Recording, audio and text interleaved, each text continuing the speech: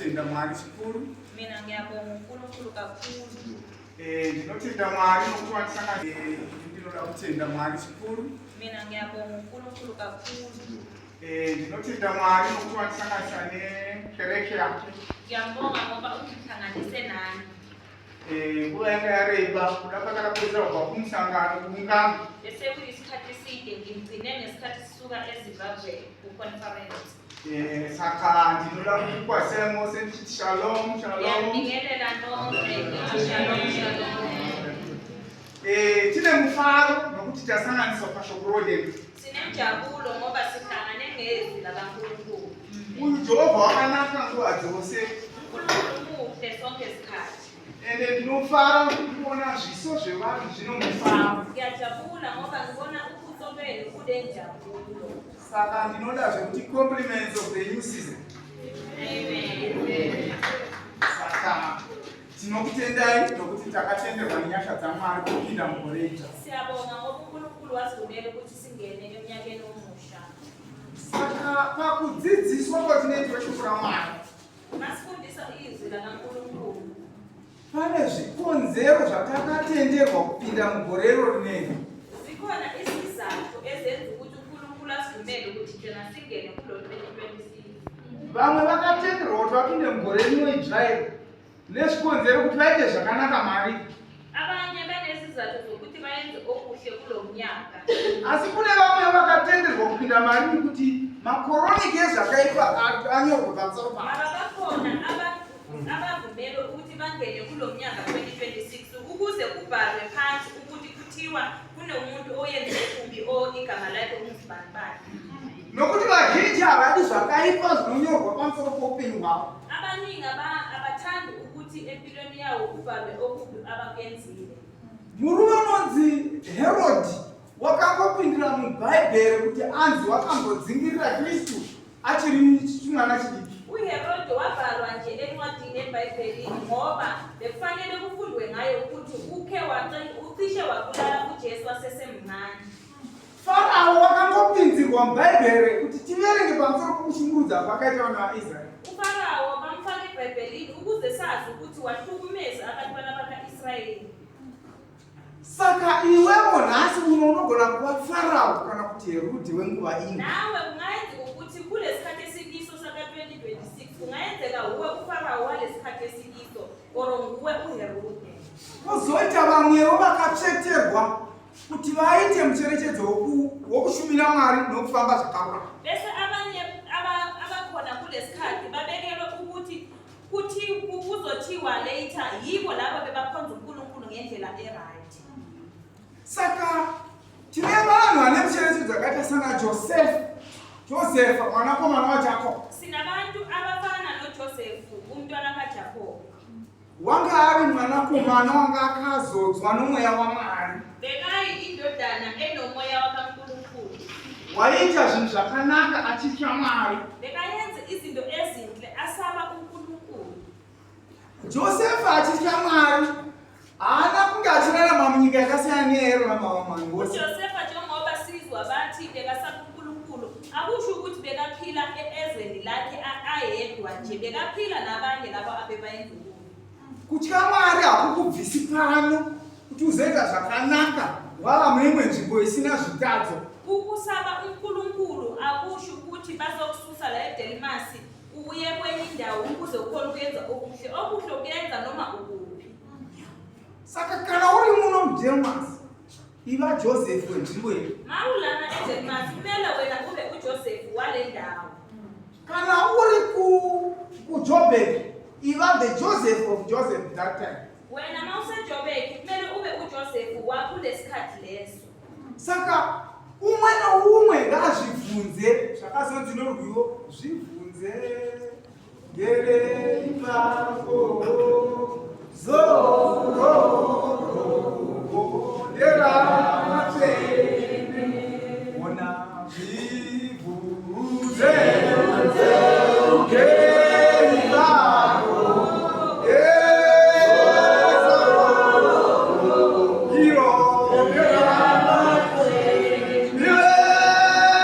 kana uga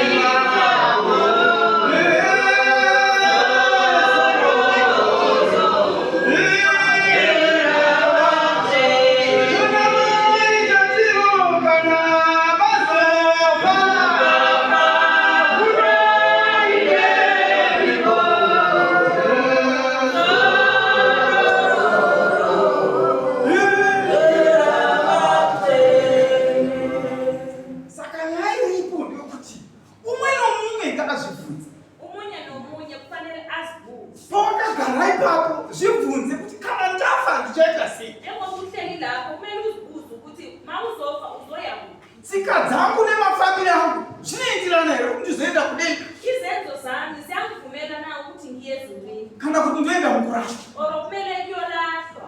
Purpose yokubuya kuzonyengetera panapa kutsvaga nzira yokuenda kumusoro kuna Mwari. Ipurpose yenza ukuthi size la sizothandaza. Sifuna indlela yokuthi siye kuNkulunkulu. Kugarika mina siwana. Nyaya yatiri kutsvaga pano inzira. Hapana wakarurama asi tinofana kutsvaga nzira. Akekho perfect mara into esifunayo indlela. Asi nzira yachagwina unotanga atatarika nokuita somunhu asina kukwana musoro make. Indlela ngeke uyifune wena ubehave ngathi uyihlanya. Nokuti munhu unoti handizivi nzira ogara oti ibhotoro bedoro rimwe asi koti kuinda ndikuziva. Kufana nomuntu othi mina indlela ngiyazi mara ngicela utshwala ngiphuze. Uzodaka uhambe njani wena ungayazi indlela.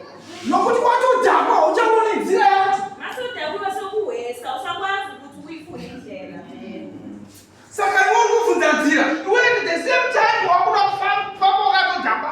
Wena ufuna indlela mara at the same time so ufuna indlela sodakiwe. Zviri nani kurashika nzira uchitori soga uchitoti nzira ndepi wokurayira iwe ukanganwa nzira yako. Ukhona uhambe ufuna indlela mara usopa ungadakwana. Ngeneso. Kudakwa kwacho ndokupi kwatiri kutaura nezvazvo? Ndafarira Minista Mashamba achitaura nyaya iyo. Ngijabulela uMinista Mashamba bekaibamba le ndaba leyo. Hatingonudziri zvinhu totaura sokuti kudhakwa vanhu unofunga kuti kuchidhakwa chaicho chedoro. Asikhulumi ngendaba yalaba abaphuzayo kuphela laba abadakwa ngotshwala. Pane vanhu vanoda kuita kudenga asi havatsvagi nzira dzeshoko raMwari kuti varidzidze kuti tingaita sei kudenga. Bakhona abanye abafuna ukuya ezulwini mara abayifuni indlela abayidingi yona indlela yokuthi baye khona ezulwini. Vazhinji vanotsvaga mashortcuts ekusvika kudenga. Abanye bafuna ama-shortcut okuya ezulwini. Vachifunga kuti Mwari ungati wafufuro kana kuti corruption yajairwa nemwana. Bacabanga ukuthi uNkulunkulu bangamnika imali bangambhadala or bangayenza i-corruption ukuthi baze bangene ezulwini. Lukarwa naMwari. Ana mai musanyengerwa neshamwari dzenyu vana munoso. Imiwo vana mai musanyengerwa neshamwari dzenyu vana munoso. Imiwo vana baba musanyengerwa neshamwari dzenyu vana munoso. Dati vasikana musanyengerwa neshamwari dzenyu vana munoso.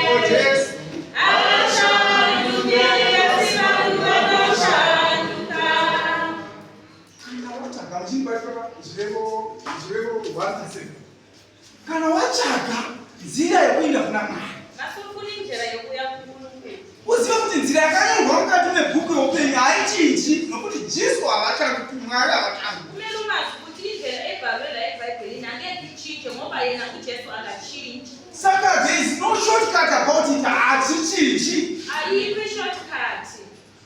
Nzira yakataurwa naMwari kubva pakuvamba kwenyika kusvika zvino ndiyo nzira inokushandiswa kuinda kudenga. Ingakhulunywa ngoNkulunkulu kusukela ekuqaleni komhlaba ukuze kufike kulesikhathi esikiso iyafana. Uye hatindi kudenga nokuda kwavafundisi. Asiyi ezulwini ngenxa yabafundisi. Hatindi kudenga nokuda kwevadzidzisi vedu. Asiyi ezulwini ngendaba yabafundisi. Pane vamwe vanamai vanongoti Solomu mai baba vachinamata hainitofunga ndiri covered. Kunabomama abathi njengokubaba wami uyathandaza mina sendicovered. Hakuna munhu unonamatira mumwe uye munhu unobetsera mumwe kuinda kudenga. Akekho umuntu osiza omunye umuntu ukuthi aye ezulwini. Inyaya yekuti mumwe nomumwe unozvionera. Omunye nomunye uyazibonela. Ndozvakanzi naJesu. uJesu wathi Vasadhusi vauya pambimuzo pake. abasadusi babebuya kuye. Vakati Jesu, kune nyaya yakataurwa itinonetsera nomurayiro waMozisi. Kunendaba yakhulunywa nabathuma bakaMozisi. Dambudziko renu ndiri kutora kuinda kudenga asi zvimwe zvakataurwa pano zvinozondovhirikidza magariro edu okudenga. Ikhona indaba yokuthi siye ezulwini mara ezinye izinto bekazikhuluma zizosimosha masesisezulwini. Zvikanzi nokuti vasadhusisi vakanga vasingatendi kuti kune kumutswa kwevakafa. Abasadusi bebangavumi ukuthi abantu nabashonile bazovuka baye ezulwini. Zvikanzi bvunzai henyu Jesu vakatibvunza henyu. Zvikanzi tinoda kubvunza. Mozisi wakati kana munhu akawana mudzimai Bathi Mozisi uthi umuntu nakalobola umfazi wakhe kana iye munhu akafa asina mwana makashona ngenaye umntwana munun'una wake unogona kugara nhaka yomukadzi iye ubhuti wakhe omncane angamthatha lo mfazi woita mudzimai wake. abe umfazi wakhe. Zvikanzi ndiwo here murayiro waMozisi. Zvikanzi amen. Athi yibona umthetho wakaMozisi uJesu wabuza abaSadusi bavuma bathi yebo. Ungayiwelesa. Zvikanzi all right. Chandanga ndichiti zvinotikanganisa kuinda kudenga. abaSadusi bathi le nto le izosimosha masesiya ezulwini. Taitenda kuti tomboti kune vakomana vanomwe Uthi yena sithi kunabafana abayi-4 vaduku mukoma wavo ndokufa asina mwana. bese ubhuti wabo ashone angenamntwana. Number 6 ndokutora mudzimai ndokuwana. Bese lo bhuti omncane ogcina athathe umfazi lo kamlobolo. Ndokubva afa asina mwana. Bese yena naye afe angenaye umntwana.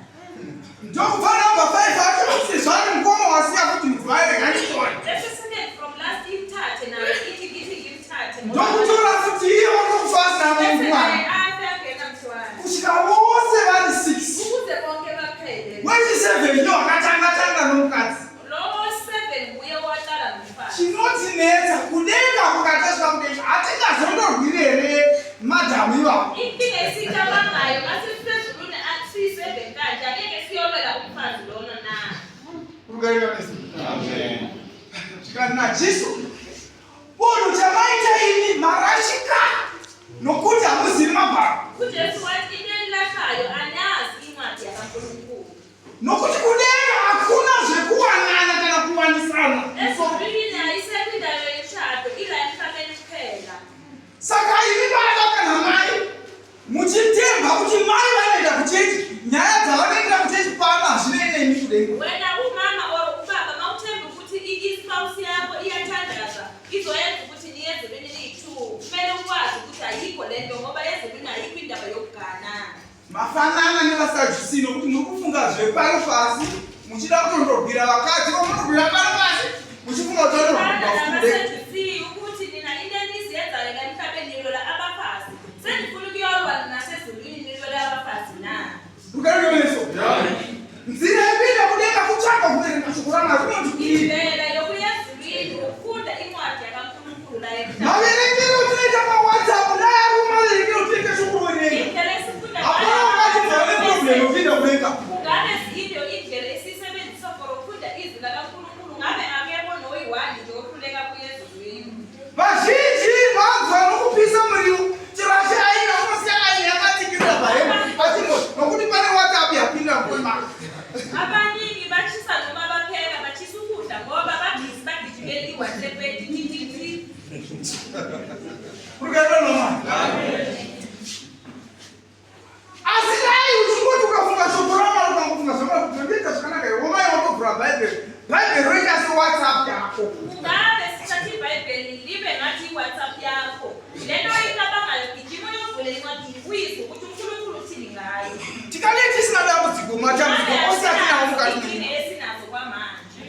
tichifamba nomurayiro wacho. Ngoba ngabe sihamba nendlela kaNkulunkulu. Kugaringa weneso. Kugaringa weneso. Izvozvi chinotoziva chinotorashika mashimbi vanoti kana vandiona ndichiparidza sezvandiri kuita izvozvo. Abantu abaningi balahla ukuthi mabangibona ngishumayela kanje. Vanogona kutofunga kuti ndofunga Sanhedrin vanotopinda kudenga. Abanye mabangibona ngishumayela kanje sebathi vele hayi lona uSanhedrin uyangena vele ezulwini ngoba ushumayela kahle. Vamwe vototi dai tichigara rupendo naSanhedrin ndomukataenda kudenga. Sekacabanga ukuthi ngabe singiyohlala ngeduzane naye ndiye nabe. Kudenga kutoniniwo nokuti ino ndiri kutokutsvaga wondingatendawo. Ngifunana naye indlela ikuya ezulwini ungezikini ngoba nami ngibhizi ngijimelayo indlela. Ndiri kutotsvaga vanondidzidzisa. Ndiswedere kubanze yake. Ngifuna i-mentorship nami abantu abazongifundisa nje ukuthi ngifune nayo indlela leyo ngifuna ungena ezulwini. Ini chandakaona chisingahwisiswi nevanhu kuzokuhwisa kuti kudenga kunopindwa singavazvisi. Abaningi aba-understand ukuthi ezulwini kungena njani. Asi chavanoziva kuziva kuti John haendi kudenga. Razaro hapindi kudenga.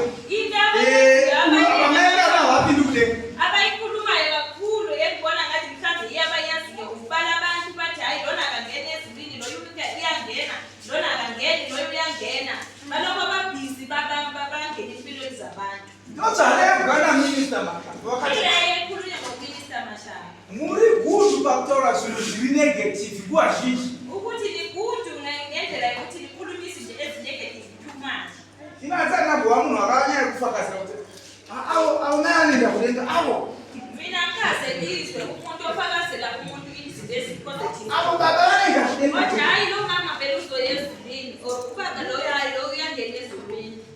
Asi vazhinji ndakavanzwa kuti vatenzeniwo wati ndakatodaro kuti ava vaendi kudenga. Mara ishekizwe kakhulu ukuthi hayi lona akangeni ezulwini nalona akangeni ezulwini hayi leyo nje wayekhuluma every time. Nami nginokuyikhuluma ukuthi hayi lo akangeni. Kuzva vaziva zvisingavaendisi kudenga wadii kuvazivisa zvinovaendisa kudenga. Ndomaziva zvavataita zvoga. Njengoba siyazi ukuthi lo muntu uyenza izinto ezingavumeli ukuthi angene ezulwini, waye ungamtsheli ukuthi ayenze izinto ezi-right lezo ozaziyo wena ezingenisa abantu ezulwini. Asi shoko raMwari rozoti usafara kana hama yakana muvengi wako achiwa tongoti muvengi wako. Ungajabuli isitha sakho masihlukumezeka izwi lakaNkulunkulu lisho nje. Usafara kana muvengi wako achiwa nokuti Jehovha Mwari vakazvitarira vanozodzosa kutsamwa kwavo kwauri. Izwi lakaNkulunkulu lithi ungajabuli isitha sakho sisenkingeni ngoba uNkulunkulu nangakubheka uyobuyisela lokho okubi kuwe. Kuwa kwomumwe munhu ngakubetserewo kuti uwane simba pakunamata uchitotyawo kuwa. Ukuwa komunye umuntu or ukuhlukumezeka komunye umuntu or ukungena enkingeni komunye umuntu kumele kukusize wena ukuthi uthi hayi mina kumele ngizame ngithushe ukuze ngingangeni nami enkingeni efana naleyo engenele. Ndokuda kuti bamfananiso. Ngifuna ukunika umfanekiso. Takati imwe gore mbuya vaingonetsenga kuti musakura kuchirya mamengo mambisha wasati aibva. Ugogo wami bekathi ningadli umengo ngoba usesehlaza. Mbuya vaingotiona tava pamusoro pemengo. Mbuya vaingomapunzosa kava vasingagoni kuti mhanyisa. Bekasibona vele sesiphezulu kwesihlahla engene bekangakwazi ukusigijimisa. Saka chero nguva taingoga totokwira mamengo chokura kuti mamengo mambishi watotya. Sonke isikhathi thina-ke ugogo uyasibuza mara thina besigijima sigibele esihlahla rimwe gore mukoma wangu obva akwira machimanya-manya zvokundoda kuti ana mamengo. Ngomunye umnyaka ubhuti wami wagibela kule sihlahla eshesha nje ukuthi hayi kumele ngikhe umengo. Tose takatotarya nobva taona achiwa kubva mumuti arishakubatira. Nathi besikubhekile nje mara wasangibona ewa phansi ngoba ngazange abambe kahle. Saka awa wakasvika ndokubva aruvira mubva avhunika ruoko nepakajoina. Uye wakuka isandla. Avhunika manje mbuya vanambotambura nesu tichida kukwira mumwe. Ugogo azange asahlukumezeka ngathi ngokusikuza. Tose takanga tomboti vamemba vakapendwa. Sonke besesithi hayi isihlahla lesi angeke sigibele siyasiwisa. Mumengo uyu wakaipa shuwa muno. Isihlahla lesi siyabheda siyawisana. Saka taingoti rotoona ipa kuti kusakwira mumengo munokuvadza. Yithi besesikuza abanye abantwana. The same applies to life. Kufana nempilo. Kana maona mwe muna awa. Awubona ukuthi umuntu engene enkingeni. Chitora icho chose mugone kudzidzisa vamwe kuti zvine danger. Ungamhleki, thatha lento leyo ukufundisa abanye ukuthi hayi lento musaseka kuti nemhaka yewawa nokuti wanga asikateereri mbuya. Akahle ukuthi ayilona kuwile esihlahleni ngoba angamameli ugogo. Saka chatinoda kuti muzive ndechekuti hakuna mutsvene pakati pevanhu vose. Akekho perfect kudigital song. Indoti waone zvivi zvangu zvakatowanda. Nami nginezono eziningi. Ndotokumbira kuti mundinewatirewo zvivi zvangu zviperewo. Nami ngicela ningithandazise izono zami ziphele. Ndizive nzira yaMwari yondinofamba nayo. Ngoba ngifuna indlela yakaNkulunkulu ngikhona ukuyithola. Vadzidzisi vomunonewa vantu vane zvivi zvavo zvinovanetsa. Babonayo laba nabo banezono zabo ezibahluphayo. Vanotoda kunyengetererwawo futi nemi kuti vabve pazvivi zvavo. Badinga imithandazo yenu ukuthi basuke kulezono zabo lezo. Kukereke veneso. Amen. Saka nemi vana mai mune zviviwo zvenyu. Mama nathi sinezono zethu. Isu vana baba tinofanira kutokunyengetererewo kuti musaramba muri muzvivi. Kumele bathandazise nabo mama nabo ukuze bakhone ukusuka kulezono zabo. Kukereke veneso. Amen. Jehovha ngoko rwake haruna kufupikiswa kuti ukone Isandla kutibetsera. sakaNkulunkulu asikho sifishane ukuthi angeke sikhone ukunisiza. Asi isu tine dambudziko rokuti tinobva panzvimbo yetinofanira kugamuchidzwa naJehovha tiri Yithe sisuke endaweni enoNkulunkulu. nokuti tinofananidzwa naJosefa watakachitaura Sifaniswa noJosefa. kuti nerimwe gore Josefa tichauya kuuya kuperi Josefa akatumwa nababa akapinda kuShekemu kundopa madzikoma ake chokudya. uJosefu ngelingomunye umnyaka ubaba wakhe wamthuma ukuthi ayinikeza bobhuti bakhe ukudla. Shekemu izita rayeleva kuti the place where the Shekinah resides. Bekuyindawo ebizwa ngoShekemu la kuhlala khona umoya kaNkulunkulu. Saka ndokubva asvika kuya ndokwavakanga vanhu vanofudzira mombe. Abobhuti bakhe bebathume ukuthi bayolusa iy'nkomo lapho kule ndawo leyo. Saka Josefa wakasvika ikoko atumwa nababa kuti avavigire chokudya. uJosefu nakafika kule ndawo wathunywe ubaba nokudla. Achisvika kuya wakawanika vasipo vava. Uthole ubhuti bakhe bangekho lapho. Josefa nokudzungaira achitsvaga kuti kumadzikoma angu eni vakati ari paShekemu pana. Efuna ubhuti bakhe. Rukarenga veneso. Hallelujah. Kusvika asangana nomumwe munhu waakakona kusangana naye muShekemumo. Bese ugcine wahlangana nenye indoda. Zvikanzi nene ndiri kutsvagawo zvemadzikoma angu mamamboona here vaifudza makwai panapa. Bese-ke wambuza wathi ngifunana nabobhuti bami kukhona nikhe nababona na? Zvikanzi tavavona asi vabva pano vaenda kuDhotani. Indoda leyo yathi vele ngibabonile baye eDothani. Dhotani inzvimbo inoreva kuti the entrance, the gate that lead to hell. IDothani igama lelo lisho ukuthi indlela yokuya esibhokweni. Saka nyaya iyi inoda kududzira kuti kudii? Indaba leyo ithi Jakobo wakatuma Josefa kuuya nechikafu apa. Atanga murera madzikoma kuuya kuzofudzira maShekemu. uJacob uthunye uJoseph ukuthi anikeze abobhuti bakhe ukudla. Mara yena utshele abantwana bakhe ukuthi hambani yolusa iy'nkomo eShekemu. Waiziva kuti kana ouya kuzovagamuchidza chikafu chomweya vanofanira kuwanikwa vari panzvimbo pane Shekinah glory.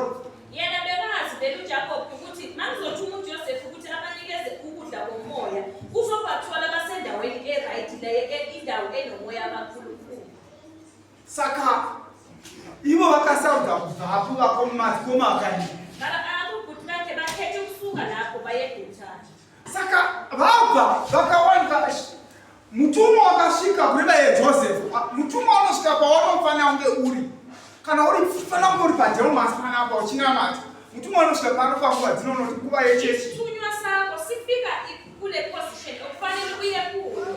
Kufanele uye esontweni isithunywa sakho noma sithunga siya lapho esontweni eDelmasi. Nguva yemablessings okublessa vanhu vanonamata. Inguva yesodhenere gaiti chituma mutuma pasondo. uNkulunkulu athi yena njengoba lo muntu lo esifuna ukumblessa uyathandaza. So ngithi ngikuthume-ke ugijime uye esontweni bese uNkulunkulu athuma isithunywa esontweni nama-blessings ngoba uyakwazi ukuthi wena umuntu othandazayo. Wanike iwe wabva. Bese isithunywa sikuthole ungekho. Warova church warega kuuya kukereke. Sikuthole sekulovile. Asi hauna kumborovhera zvimwe zvine basa rakakura. Wainda kunext door.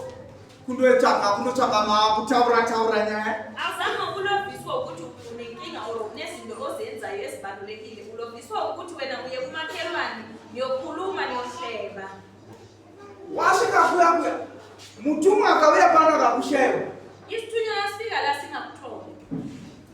Unonteya panapa akusheva unobva zama kukutevera kana anzwa kwauri. Masingakutholi isithunywa siyozama ukukulandela la ukhona khona.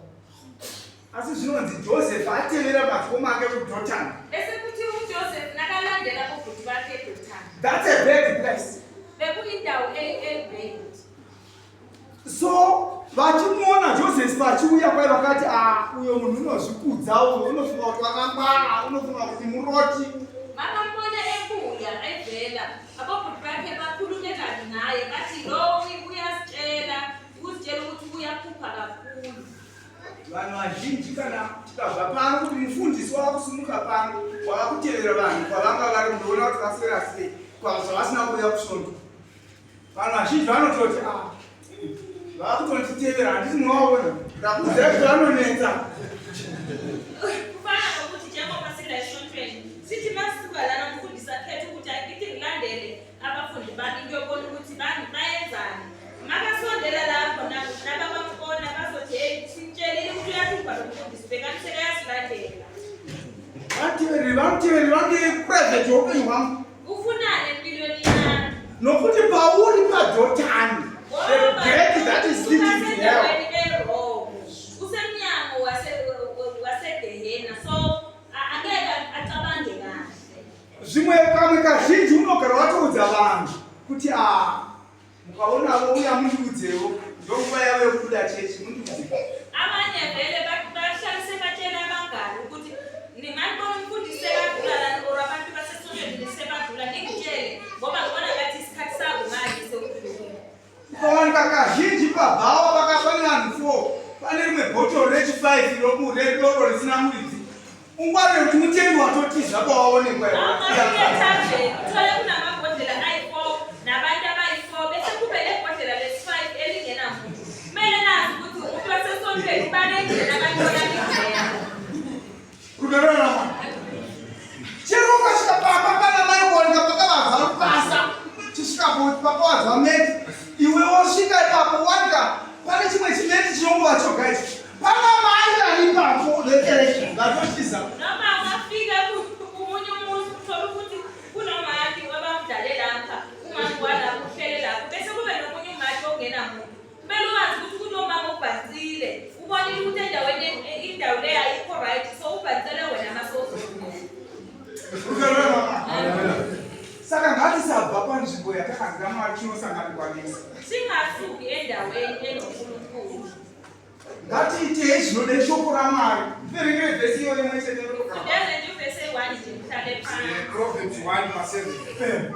The fear of Adonai is the beginning of knowledge, but fools despise wisdom and spirit. Isaka 1:7. Ukumesaba uJehova kungukuqala kokuhlakanipha. Iziwula ziyadelela ukuhlakanipha nokulaya. Kutya Jehovha ndokuvamba kwezivo. Kodwa ukusaba uJehova yikho kuqala kolwazi. Asi mapenzi anoramba dzidziso yeuchenjeri. Abadomu abafuni imfundiso enokuhlakanipha. Amen. Kutya Jehovha ndokunonzi nechirungu reverence. Ukusaba uNkulunkulu ngesingisi kuthiwa ireverence. Reverence kutya asahukini nokuti munhu ari kukuona. Ukusaba lokho kubizwa ngo-reverence. Ukusaba okungasukusaba lokho kokuthi ngoba kunabantu. Ukusaba ngoba akunamuntu mara wena uyazi ukuthi lento leyo i-wrong. Saka kana waziva kuti zvinhu zvakashata Masowazi ukuthi lento leyo i-wrong. ukagara uchizvitya ndo inonzi reverence. Mawuzolokhu uhlala kuyisaba lento leyo i-wrong ile ibizwa nge-reverence ngesingisi. Kana ukaziva kuti Jehovha Mwari ari pose pose unofanira kutya kuita chero chivi chorudzi rupi. Mawungazi ukuthi uNkulunkulu ukuyonke indawo kumele usabe ukuyenza izono. Saka kana tikatya zvivi ndokutanga kwezivo. Masizosaba izono kula sicala ukuhlakanipha khona. Zivo yedu ngaiti bhise pane chakaipa chichitota pane chakanaka. Ukuhlakanipha kwethu akusisuse kule ndawo e-wrong, kusibeke endaweni e-right. Ukareka vanesu. Ndeumasi umwana umwe ngazvibvunze. Edelmas munye nomunye akazibhekisa. Handidero tiri here tinokanganisa vamwe vatendi kunyengetera. Akusisi na ekuphazamisa abanye abakholwayo ukukhonza ngayisontweni. Handisini here tiri kumisa kufamba kwekereke zvakanaka. Akusimi na ekimisa ukuhamba kwesonto la eDelmas. Handisini here kuita kuti vamwe vanhu vari kuda kuuya kuchechino vasauya anobaitira. Akusimi na ekevimba abantu abafuna ukuya ekonzweni ukuthi bangezi ngoba bayazi ukuthi mina nginesono. Ukareva namunhu. Mumwe nomumwe ngazvibvunze. Munye nomunye akazibuze lo mbuzo lo. Zvibvunze. Gerei babo. Zoro.